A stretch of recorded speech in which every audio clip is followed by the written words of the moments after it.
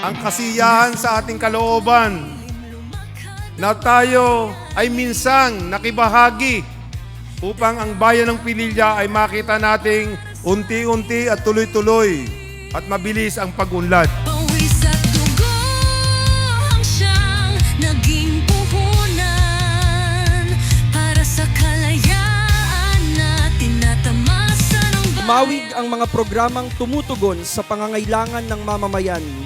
Dumami ang mga establishmentong katuwang sa pagpapaunlad ng bayan. Nagtiwala ang mga mamumuhunan, natugunan ang pangangailangang medikal, inalagaan ang kapaligiran, natutukan ang mga maliliit nating kababayan at hindi pinabayaan ang mga mahihina at higit na nangangailangan.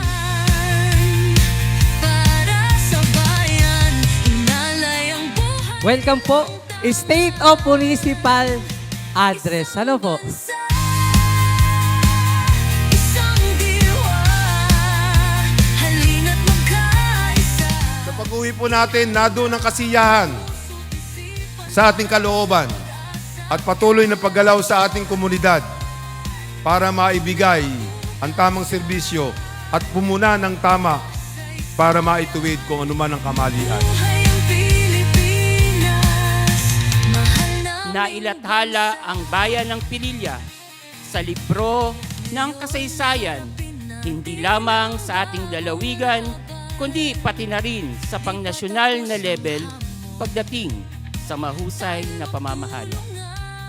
Nakamit ang iba't ibang parangal, bitbit ang pangalan ng Pililya sa mga lokal at pangnasyonal na pagkilala. ay sisigaw, walang maiiwan. Ang bundok at dagat ating lakbayin. Anuman ang iyong ginagawa, Kasaysayan gawin mo to ng buong puso na tila sa Panginoon ka naglilingkod at hindi sa tao. sa hirap at Walang mabigat na gawain na hindi kakayanin. Walang mabigat na pagsubok na hindi malalampasan. Lahat yan ay gagaang.